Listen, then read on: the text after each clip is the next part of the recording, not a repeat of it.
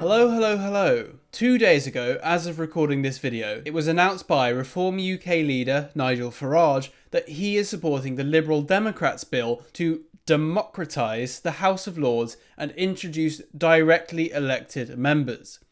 I think that this is an awful mistake and is the opposite direction to where things should be going. Thus, in this video, I seek to explain the logic of the original House of Lords, why that was better, and why this move is so wrong. I will also be going through the history of House of Lords reform and where we are likely to end up come the end of this current Labour government. Right, so I have this thread here by Will Tanner. Now, Will Tanner, though he is technically an American, must be one of the few Americans who is actually more loyal to the sense of old Britain than even most Brits. You can see in his bio here that he says, "Tradition is not the worship of ashes, but the preservation of fire." I thoroughly recommend to anyone watching to give Will Tanner a follow on Twitter. His threads are amazing. But here he's talking about the Parliament Bill 1911, which is in many ways the inflection point from the old style of Britain to modern Britain. So I'll read through this and I may end up repeating a few things. But essentially, to give a little bit of background on the House of Lords, what the intention was, what the logic behind it was. In the British parliamentary system, also known as the Westminster parliamentary system, you have two houses and the king. The House of Commons consists of democratically elected representatives of constituencies across the United Kingdom. The House of Lords used to represent the landed nobility of this country, who have themselves often held titles in their families for many centuries, even a millennium. And the idea was that anyone could be elected into a position in the House of Commons, including the nobility, by the way, but only the nobility could go into the House of Lords. Parliamentary bills and acts are started in the House of Commons and then sent to the House of Lords for review. It used to be that the House of Lords could veto these bills if they weren't seen to be in the national long-term interest. However, the powers of the House of Lords have been severely restricted. To an American view, it's very similar to the House of Representatives versus the Senate. Though it's important to note that members of the House of Lords are not democratically elected. There used to be just the nobility and a few Church of England priests. Nowadays it's also including political appointees. But the logic behind it and the way it worked was throughout most of the time of, the British Empire being at its peak, the system of government we had in this country was, I'm biased, but I dare say perfect. Different areas of power had different sorts of interests and different checks and balances on each other. Naturally, democratically elected members of Parliament in the House of Commons are perversely incentivised to focus on short-term gains without regard for long-term prosperity. The landed nobility, however, seeing that their prosperity depends on the long-term prosperity of the country, are incentivised towards the opposite. They are not so interested in short-term politics and fiddling with the numbers.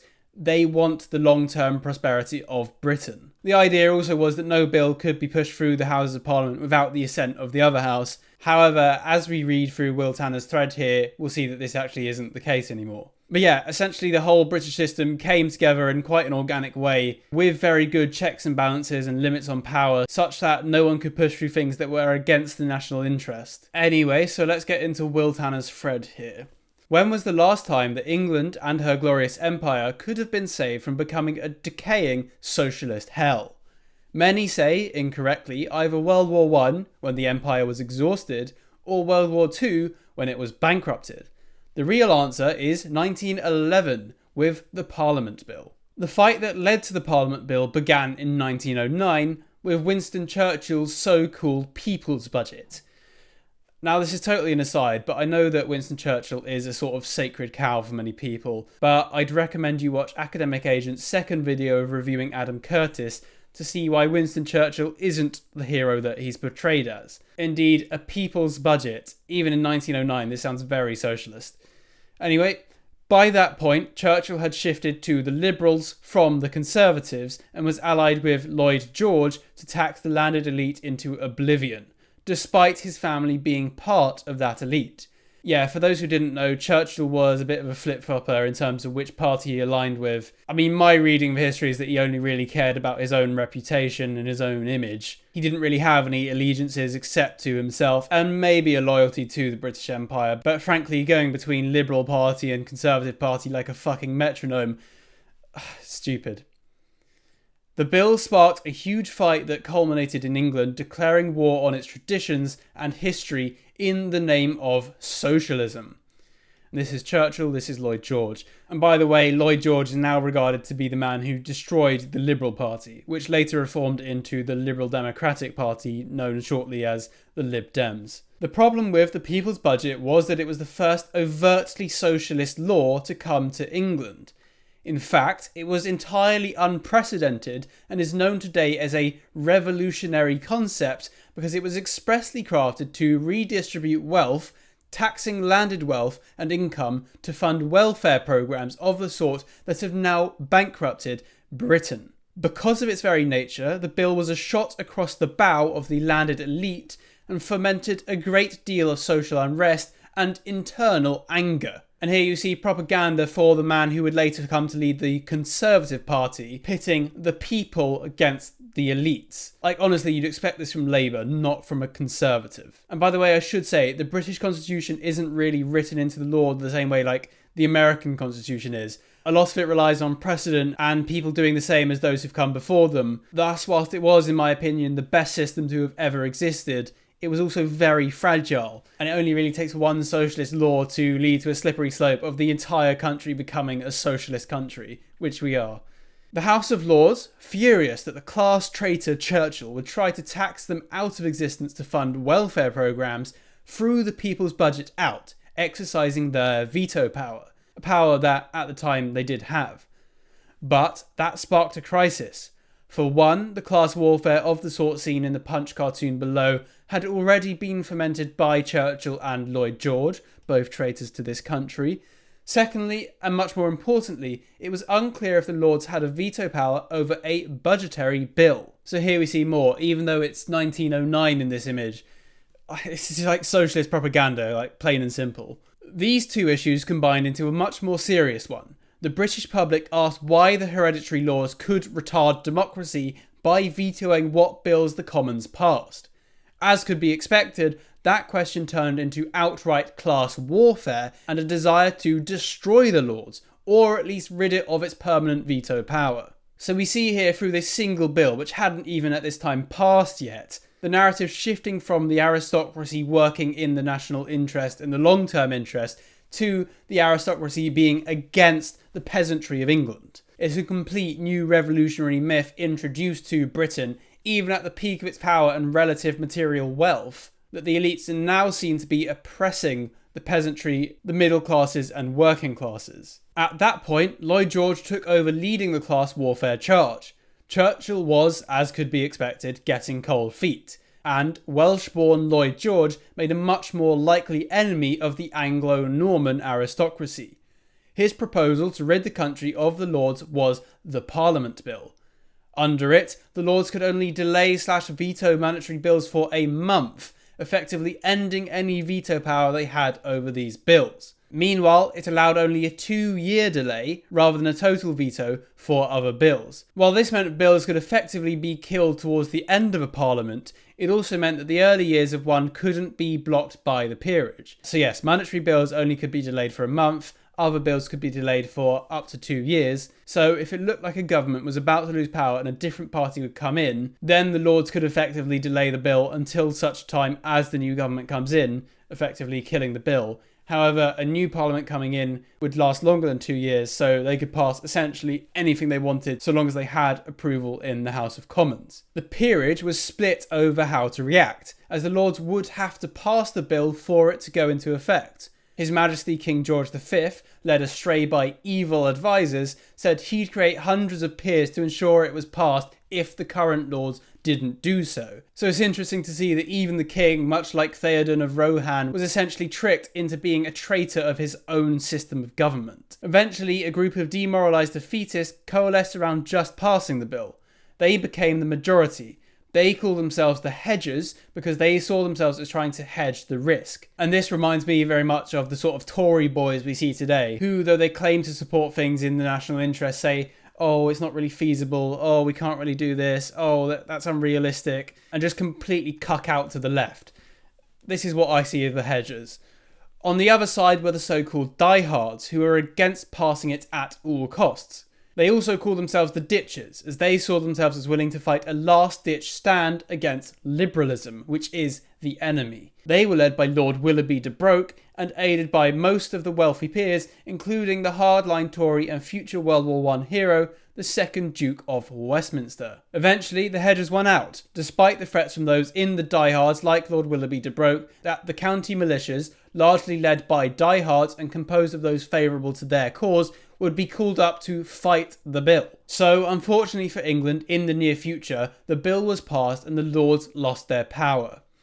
Churchill and George V appeared to regret what they had done, but by then it was too late and Lord de Broke's diehards were defeated. Although I would like to say that I do not believe it was ever too late. This seems to be another pernicious lie that's spread throughout this country that you can't reverse change. Why couldn't a Conservative government have just gone back? Perhaps it wouldn't have had popular approval, and maybe that's what they're saying, but come on now, practically every democratic regime throughout history has at some time or another done something that was against public opinion. I do not believe it was too late to repeal this act. The Parliament Bill was really a turning point for the Empire.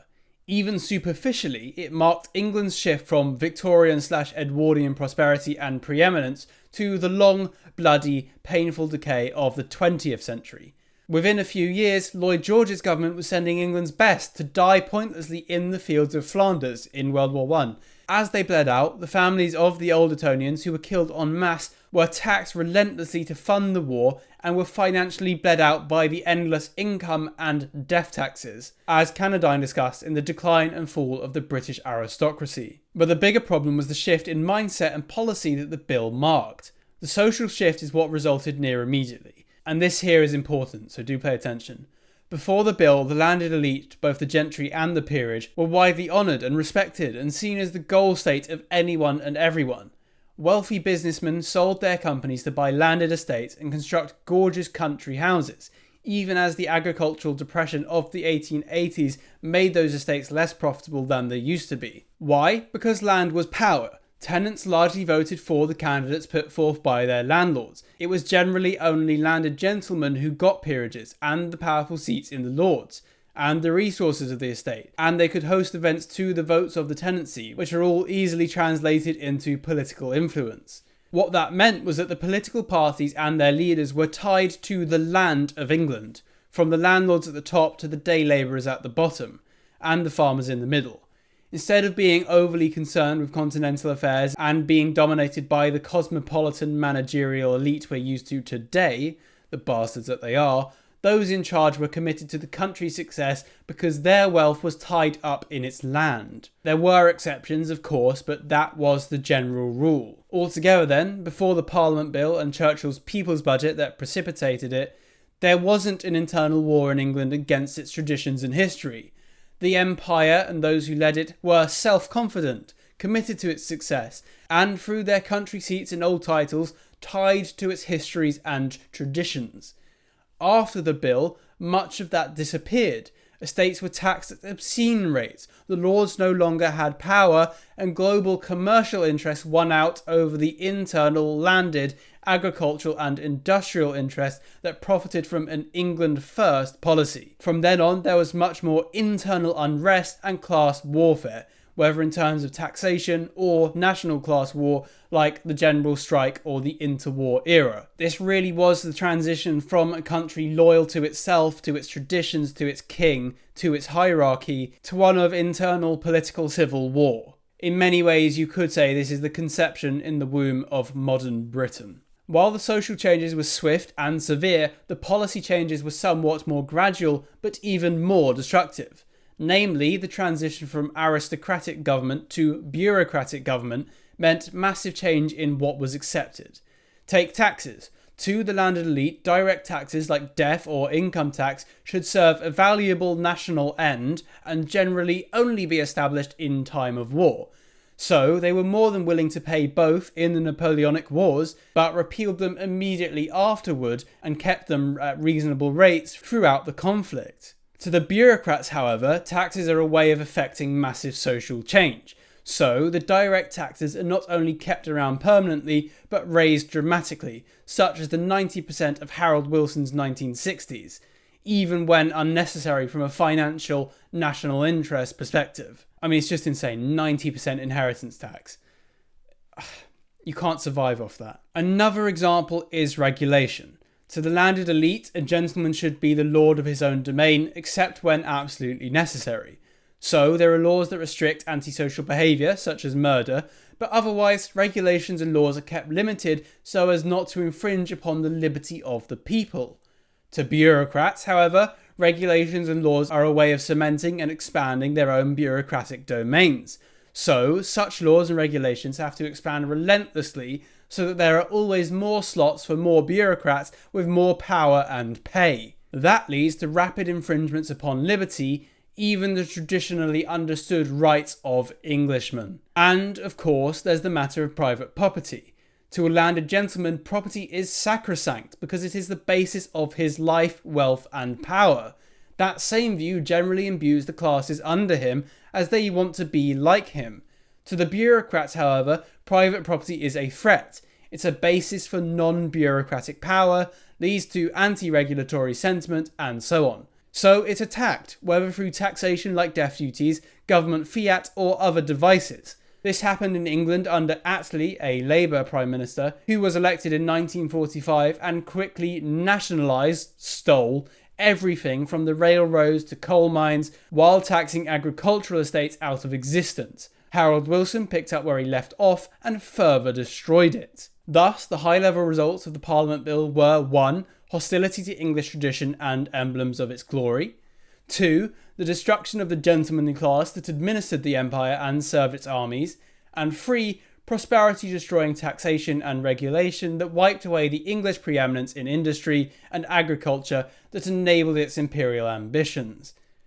So, before it you had a prosperous and free society led by those with a tradition of service at little cost to the state, and a vast empire that supplied it with resources.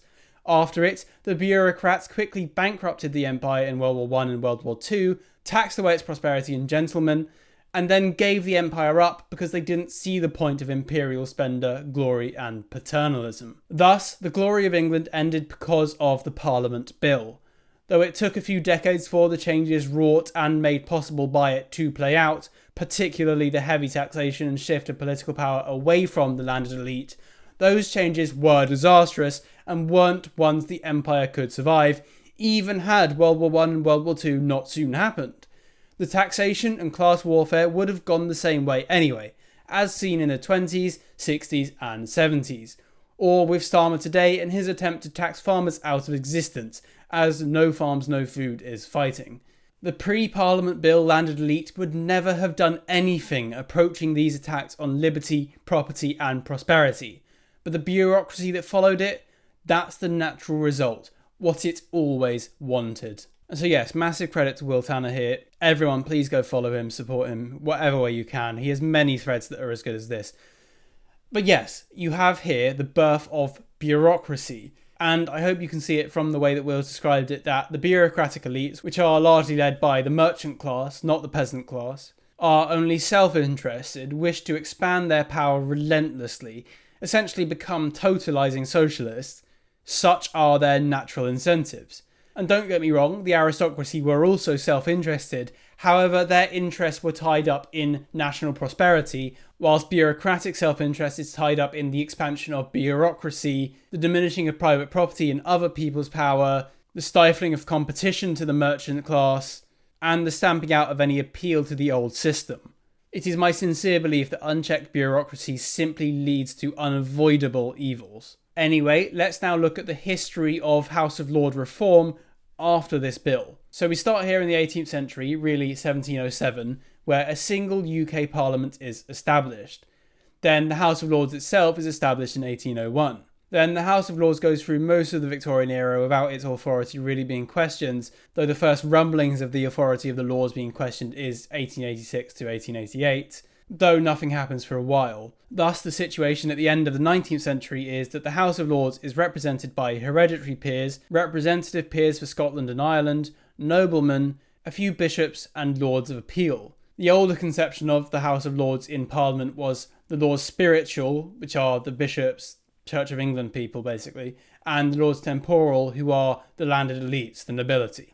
So back at this time it was the warrior class represented by the king and the nobility, ruling with support of the clerical class or the priestly class, represented by the priests, and also pretty much supported by the merchant class and the peasantry class. Everything more or less was run in everyone's interest, at least in this country. The peoples whose interests were not represented were the colonial subjects of the empire. Then you have the Parliament Act 1911, which we've just gone through. There's a few reports throughout this saying that, we need to have change, but the case of a lot of them is that nothing ever actually happens. So here, the Bryce report outlines proposals for functions and structure of the House, but the government's a bit preoccupied with fighting World War I, so ain't got time for that, mate. Then in the 1920s, the King mentions reform in 3 consecutive speeches. I know the monarchy today has sort of become powerless cucks to the managerial system, but to see even in the 1920s the King promising constitutional reforms, it's sad to see.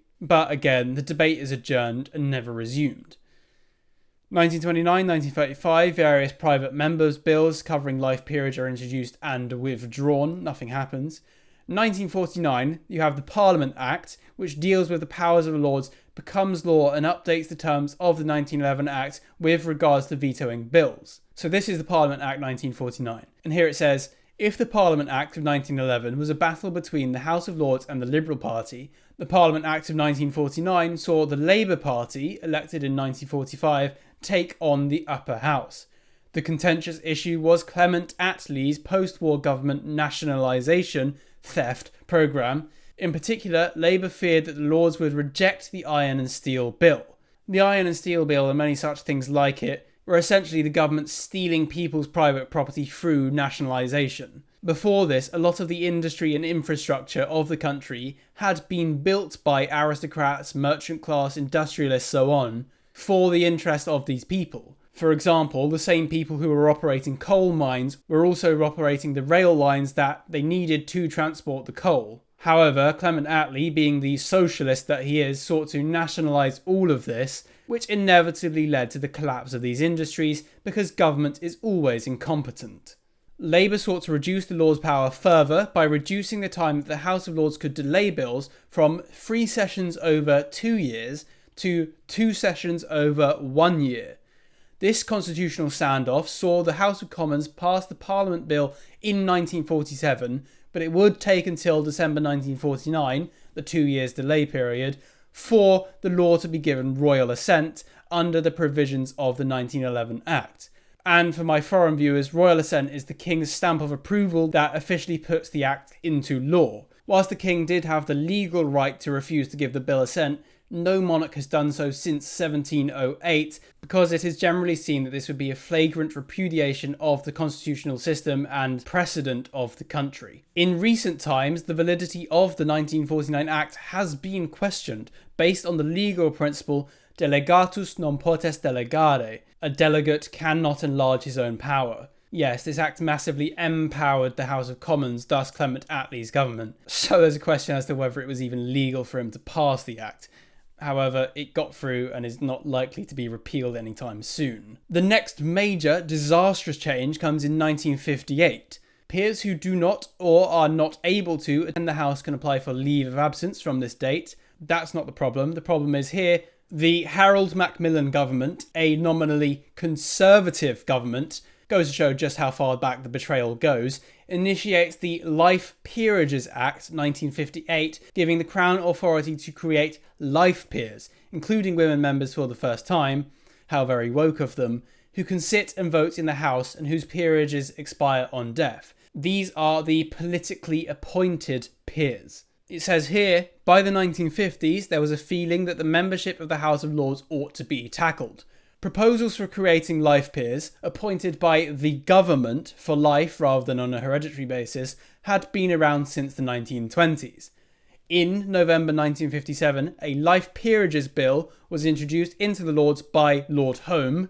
The clause relating to the creation of women peers caused the greatest agitation. I find this to be a little bit ridiculous. The major issue I have with this bill is the fact that it has political appointed lords. I don't think the fact that some of them were female would have been the real issue. An amendment to exclude women from the House was defeated at committee stage by 134 votes to 30. Viscount Astor, whose mother had been the first female MP, was a great advocate for female peers, and Lord Chatfield said it was absurd to exclude representatives of half the nation. I mean, as far as I'm concerned, they've got a fair point with all this. What was the effect of this? I have this handy graph here. Here you have the true nobility, the hereditary peerage, and here you have the introduction of politically appointed peers. Thus, if we remember Will Tanner's thread, here the true nobility, whose interests lie with and are tied up to the long-term prosperity of Britain, versus political appointees whose self-interest seem to be party political or corrupt in ways of nepotism, a sort of cronyism that we've had to get so used to in recent years. May I remind you, it was a Conservative government who introduced this system. Yes, I have this, Blair was here, and at this point, yes, true nobility was still the vast majority of the House of Lords. Even then, the power of the non-nobility has been drastically increasing, at no point declining. This created the precedent of the government packing the Lords with political appointees, people loyal to the party rather than to the nation. Before, these hereditary peers had no party affiliation. Their only loyalty was to king and country. These political appointees' only loyalty is to themselves and to their party. Yes, they are made to swear oaths of allegiance to the king, but it's up to them whether they actually hold these oaths true. It's a complete disaster. Complete utter piss take. Anyway, moving on from this. In 1963, the Peerages Act makes it possible for hereditary peeresses and all Scottish peers to sit in the House and for lords to surrender their peerages. That's fine. Then you have this series here, 1968 to essentially 1978, where attempts are made to introduce democratic elections into the House of Lords.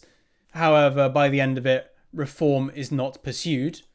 Thank fuck. Then 1997, after the general election, the Labour government announces a bill to remove the automatic right of hereditary peers to sit and vote in the House as the first stage of a process of reform. And by 1999, this act receives royal assent, reducing the number of hereditary peers by more than 600 and freezing the number which remains at 92 until further reform. Here we have this, the true nobility, which still at this point were the vast majority in the House of Lords, still representing the interests of Britain, are massively cut down by the Dark Lord Tony Blair, such that political appointees are now the even vaster majority of peers in the House of Lords. Thus, the House of Lords is really no longer a chamber representing the long-term national interests of Britain, but rather is yet another political chamber. And though the seeds have been laid for this long before, this really is the massive turning point between having one political house and one non-political house into having two political houses. I mean, we've seen throughout many countries, famously of course including America, that having two political houses at odds with each other just creates gridlock and nothing can ever be done. I think we can say that this here is another turning point in which the formerly finely balanced British constitutional arrangement is completely turned on its head and converted into the useless mess that it is today. The Act reduced membership from 1,330 majority hereditary peers to 669 majority life peers. What a disaster this has been. Following this, there's a lot of talk about further change, but as you can see, nothing really actually changes too much within the House of Lords. Most of the changes in this period are Tony Blair creating a network of quangos and charity NGOs and all this behind the scenes civil service stuff that now rules the government. You know, stuff like devolving budgetary power from the House of Commons and the government to the Bank of England as a nominally independent organisation, though one, let's face it, ideologically aligned with Blairism, and a lot of stuff like this. But the actual House of Lords doesn't change too much. But this brings us finally to the latest developments, which include Labour's plans for further House of Lords reform, essentially finishing off the few hereditary peerages that remain. So, Labour's manifesto committed the party to several House of Lords reforms ahead of a longer-term ambition to replace the House with an alternative second chamber. The Labour government has since introduced a bill to remove hereditary peers from the House's membership as a first step in its reform programme.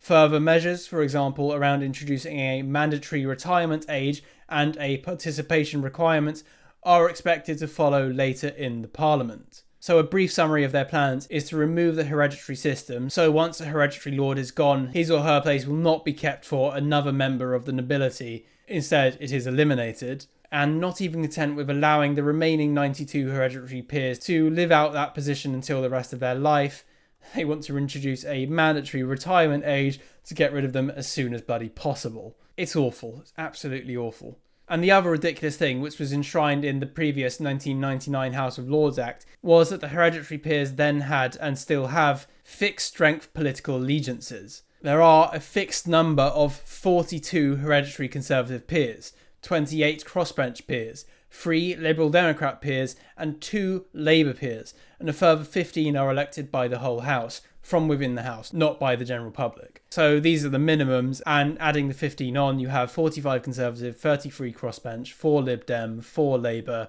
2 non-affiliated, and 1 with a leave of absence. It's all ridiculous.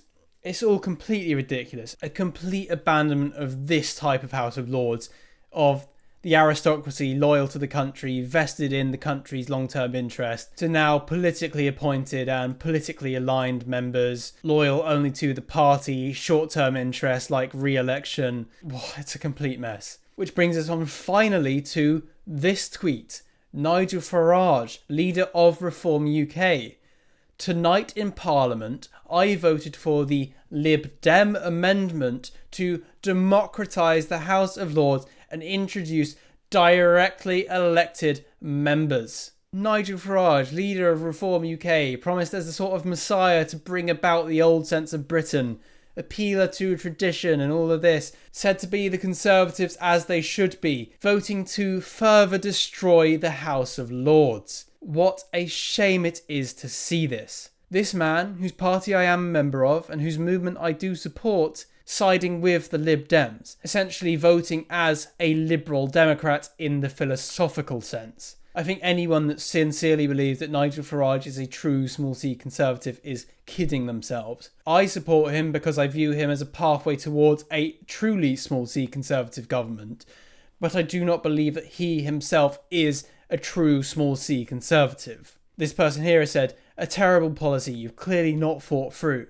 An elected second chamber would embolden it to kick back more legislation to the Commons, and we'd end up with a never-ending US-style gridlock. You know, Nigel, you might want to try actually conserving things as a Conservative. And this person, World by Wolf, has the right ideas at least on this issue, but so many Reform people and so many Nigel Farage supporters have no conception of the constitution of the country or how things should be or how things were in the past. I mean, you have this woman here, Jackie D.